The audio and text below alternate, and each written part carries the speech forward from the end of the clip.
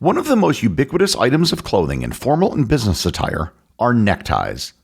Yet, a cursory check of paintings from several centuries ago shows that neckties have not been around forever. They are, in fact, a relatively recent invention. Over the last century, neckwear has both defined fashion and changed with the times. Learn more about neckties, how they developed, and why they exist in the first place on this episode of Everything Everywhere Daily.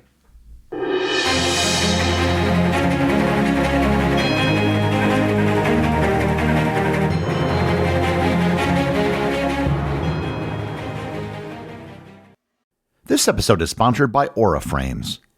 If you aren't familiar, Aura Frames are digital photo frames that are incredibly easy to use. You just download the Aura app and connect the frame to Wi-Fi. You can even preload photos before it ships and then keep adding them from anywhere, anytime. As many of you know, I used to be an award-winning travel photographer who's taken hundreds of thousands of photos around the world. Aura Frames is by far the easiest digital frame I've ever used. I've loaded hundreds of my images to Aura Frames, which now is a prominent place in my home. I've had several visitors comment on how good the photos look. It's a great gift for anyone that you want to share photos with. For a limited time, save on the perfect gift by visiting auraframes.com to get $35 off Aura's best-selling carver mat frames, named #1 by Wirecutter, by using promo code DAILY at checkout. That's AURA frames.com, promo code DAILY. This deal is exclusive to listeners and frames sell it fast, so order yours now to get it in time for the holidays. Support the show by mentioning it at checkout. Terms and conditions apply. This episode is sponsored by Quince. Temperatures are dropping and the holidays will soon be upon us.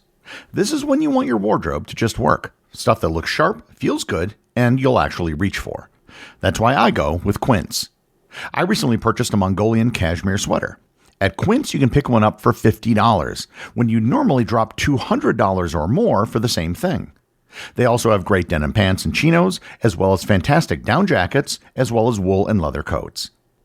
By partnering directly with ethical factories and top artisans, Quince cuts out the middleman to deliver premium quality at half the cost of similar brands, and often even bigger discounts. Get your wardrobe sorted out and your gift list handled with Quince. Don't wait.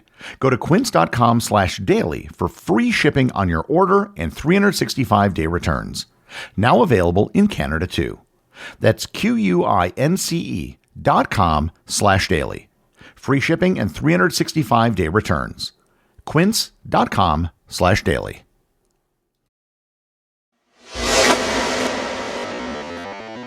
Most of you are familiar with neckties. Most men listening to this own at least one. Some of you wear one every day, and some of you might only wear them for weddings and funerals. But neckties are very odd if you think about it. They serve no functional purpose. They don't hold anything up, and they don't close anything off. Unlike jewelry, which also mostly doesn't serve any practical purpose, it at least can serve as a display of wealth. A tie, however, is just a piece of cloth. Even if it's a nice piece of cloth, say silk, it's still just a piece of cloth. Yet neckwear, usually worn by men, is considered mandatory at certain events and in certain industries. A suit and tie are considered the uniform for professionals, and black tie events are considered the peak of formality. So how did we get to this point where putting something around our neck meant so much? Well, the idea of wearing something around your neck actually goes back a long way. The earliest known examples of neckwear appear on the terracotta soldiers of China's first emperor, dating to around 210 BC, making neckwear far older than most people assume. The Roman focalla was a practical and surprisingly important piece of clothing in the daily life of Roman soldiers, and it stands as one of the clearest ancient ancestors of the modern necktie or scarf. The focalla was a long strip of cloth, usually wool or sometimes linen, worn around the neck by legionnaires to protect the skin from chafing caused by armor. It was basically a scarf. This was especially helpful when wearing the armor known as lorica segmentata, whose rigid metal plates and straps could rub painfully against the neck during marching or combat. In cold climates, the focalla also provided warmth, adding a layer of insulation beneath the armor. The focalla was not purely practical, however. Evidence from Roman art and literature indicates that it also held a modest symbolic or decorative function. Some depictions show soldiers with neatly tied focalla in various colors, suggesting that the style and presentation played some sort of role, particularly for officers or parade ground appearances. Roman authors mention the focalla in a way that implies that it could be a gift or a personal item, not merely a standard issue piece of equipment. Despite the focalla having some sort of ornamental value, it, like most neck coverings, was used pragmatically. The modern origins of the necktie can be traced to the 17th century during the 30 Years' War. Croatian mercenaries serving in the French army wore distinctive knotted neckerchiefs as part of their traditional attire. These scarves caught the attention of Parisian society, particularly King Louis XIV, who was known for his extravagant fashion sense. The French called these accessories cravats, derived from croat, the French word for Croatian. By the 1660s, the cravat had become an essential element of aristocratic dress in France and quickly spread throughout Europe. The original cravats were large pieces of linen or muslin, often edged with lace, that were wrapped around the neck and tied in various elaborate knots. Wearing a cravat became an art form among European nobility, with different styles signifying rank, regiment, or simply personal taste. Some men employed servants, specifically trained in the complex task of tying these neck pieces. The cravat remained the dominant form of neckwear throughout the late 17th and 18th centuries, evolving in size and styling, but maintaining its essential character as a wrapped and knotted cloth. The 19th century witnessed significant evolution in neckwear design and function. The Industrial Revolution brought new manufacturing techniques and materials, while changing social structures created new demands for men's fashion.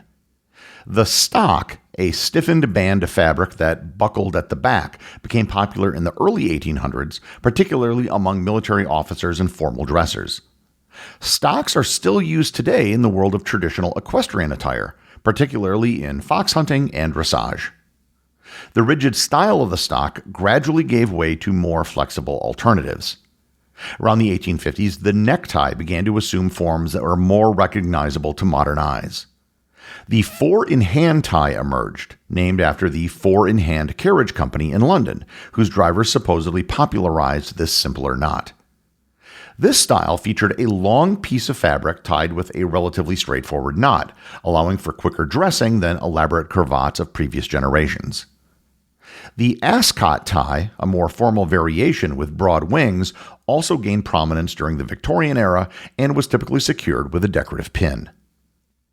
The late 19th century saw the popularization of the bow tie as a distinct category of neckwear, although bow-shaped arrangements of fabric had existed earlier. The bow tie offered a neat, symmetrical appearance that appealed to those seeking a more contained aesthetic. It became particularly associated with formal evening wear and certain professions, including academics and physicians. And just as an aside, every official presidential portrait, starting with George Washington, has some sort of neckwear. Except Andrew Jackson, who is just wearing a very high collar. What the presidents are wearing differed greatly over time, with many of the early pre-Civil War presidents wearing stock ties. The modern necktie as we know it today emerged in the early 20th century. In 1924, New York tie maker Jesse Langsdorff revolutionized tie construction by patenting a method of cutting fabric at a 45-degree angle to the weave and sewing it in 3 segments. This technique allowed ties to hang properly without twisting, maintaining their shape better and allowing them to drape more naturally against the shirt. Langsdorff's invention became the industry standard and remains the fundamental construction method for quality neckties today. The 1920s and 30s saw neckties become shorter and wider, reflecting the broader, more relaxed silhouettes of men's fashion during this period. Ties became increasingly important as markers of personality and style, with patterns, colors, and materials offering men one of the few opportunities for self-expression within the relatively conservative constraints of masculine dress codes. Art Deco patterns, bold geometric shapes, and vivid colors characterize the ties of this era, although you'd hardly know it if you only saw images of the period in black and white. During World War II, fabric rationing affected tie production, leading to narrower, shorter ties made from whatever materials were available. The post-war period saw an explosion of variety in necktie design. The late 40s and 50s brought wider ties back into fashion, often featuring bold patterns, tropical scenes, or abstract designs that reflected the optimistic, consumer-driven culture of the era. The bold look, promoted by the likes of Esquire magazine, encouraged men to express themselves through colorful, eye-catching ties. Around this time, a new form of neckwear developed in the American Southwest, the bolo tie. Its exact origin is contested, and several people have claimed to be the inventor. One popular claim comes from Victor Cedarstaff of Wickenburg, Arizona, who said that in the late 1940s, the wind blew off his hat band, and he caught it, slipped it around his neck, and fashioned it with a decorative slide, inspiring him to patent a similar design in 1954. At the same time, Native American silversmiths in New Mexico and Arizona were producing nearly identical neck ornaments using braided leather cords and ornate silver slides, suggesting that the style rose organically within Southwestern culture rather than from a single inventor. In 1971, Arizona declared the bolo tie the state's official neckwear, followed by New Mexico in 1987 and Texas in 2007, giving the bolo tie a formal status that no other region had ever granted to a neck accessory. The 1960s introduced the skinny tie, a narrow style that complemented the slim-fitting suits favored by modernist designers and embraced by youth culture. The narrower silhouette reflected the era's emphasis on streamlined contemporary aesthetics. Meanwhile, the counterculture movement of the late 60s and early 70s began to question the necktie's dominance altogether, viewing it as a symbol of conformity and corporate constraint. It was something that you were made to wear by the man. The 1970s saw perhaps the most dramatic variation in necktie styles, with widths ranging from very narrow to extraordinarily wide, with some ties of this decade measuring 6 inches across at their widest point. Kieffer ties, as these extremely wide varieties were often called, featured psychedelic patterns, bold stripes, or oversized polka dots. The 1980s brought a return to more traditional styling, though with distinct characteristics of this era. Power dressing emphasized bold, confident appearances, and ties became wider again, often featuring strong diagonal stripes, geometric patterns, or designer logos. The necktie during this period became explicitly associated with corporate success and professional ambition. Designer labels became prominently important, with ties from makers like Hermes, Armani, and Ralph Lauren serving as status symbols. This was the era when the tie truly became associated with the power suit and corporate culture. Just think of the fashion from the movie American Psycho. Neckties, at least a proper one, can't just be worn. They need to be tied. And learning how to tie a tie is a rite of passage.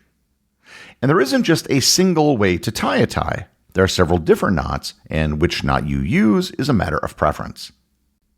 The 4-in-hand is the simplest and most widely used, producing a slightly asymmetrical compact knot that works with most collars and fabrics. Its ease of tying made it the everyday knot of the 19th and 20th centuries. The half Windsor developed as a compromise between simplicity and symmetry, forming a medium-sized triangular knot that looks cleaner and more balanced than the 4-in-hand, while still being relatively quick to tie. The full Windsor, which is often associated with formality and confidence, creates a large, perfectly symmetrical knot with a broad triangular shape, ideal for spread or cutaway collars. Although commonly linked to the Duke of Windsor, the knot actually predated him. The Prince Albert knot is a long cylindrical necktie knot created by wrapping the wide end around the narrow end twice before pulling it through, producing a slightly elongated, layered look, and it's often favored for its distinctive vertical shape. These are the most common knots, but they're most certainly not the only ones. The Pratt knot, also known as the Shelby knot, appeared in the late 20th century and sits between the 4-in-hand and the half Windsor in size and symmetry. It starts with the tie inside out and produces a neat, medium-sized, evenly balanced knot suited for most shirts. In more formal or specialized settings, other knots occasionally appear, such as the Kelvin, a slightly bulkier, more symmetrical variation of the 4-in-hand and Prince Albert, which wraps the narrow end around the front twice before tucking, resulting in a long cylindrical knot favored by some for its distinctive vertical look.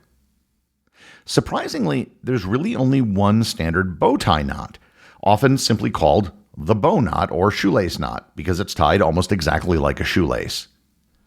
This knot can vary slightly in tightness, shape, or proportion depending on the bow tie style, but the fundamental knot remains the same. Neckties are so common and ubiquitous that you may never have even given them a second thought at any point in your life.